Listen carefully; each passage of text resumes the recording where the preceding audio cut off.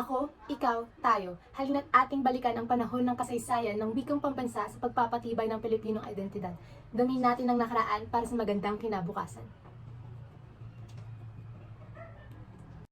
Asbakada, asbakada. Marahil lang iilan ay hindi pa namumulat sa kasaysayan ng wikang Filipino kaya't inyong pakatutukan ang mga magiging kasagutan ng ating kalahok sa umagang ito.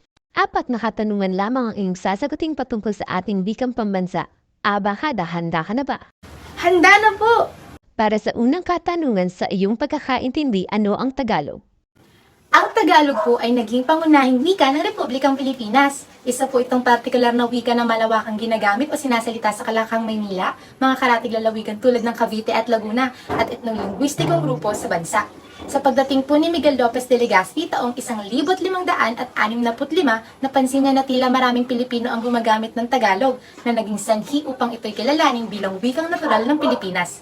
Kaya po noong ika-30 ng Disyembre, 1937, itinakda ni dating Pangulong Manuel L. Quezon ang paggamit ng Tagalog bilang saligang ng wikang pambansa alinsunod sa kautosang tagapagpaganap bilang 134. Pangalawang katanungan, ano ang ibig sabihin ng Pilipino?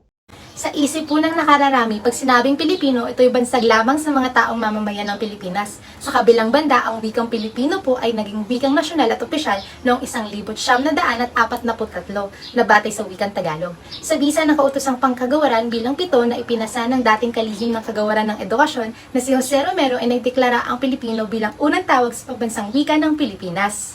Pangatlong katanungan, ano naman ang Filipino? Nakakalito man ng Filipino at Pilipino pero parehong naging wikang pambansa ang mga ito, ngunit merong pagkakaiba sa konsepto. Ang Pilipino po ay batay sa isang wika gaya ng nabanggit ko sa pangalawang katanungan at mula naman po ang Filipino sa binagong konsepto ng wikang pambansa na batay sa lahat ng wika sa Pilipinas kasama ang Ingles at Kastila. Mula sa Pilipino, napalitan ito ng Filipino nang opisyal na diniklara ito bilang wikang pambansa sa pagkakalathala ng Saligang Batas taong 1987. Ito ang pambansang lingua franca na nakabatay sa maraming wika na kinakailangan ng multilingual na bansang Pilipinas. Para sa huling katanungan, sa iyong palagay, ano ang kahalagahan ng pagmumulat sa mga mamamayan patungkol sa kasaysayan ng wikang pambansa? Marami po sa atin ay nakakalimutan at ibinabaon na lamang sa nakaraan ang mga nagdaang kasaysayan.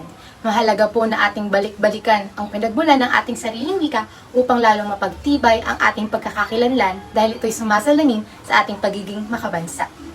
Asbakada, asbakada.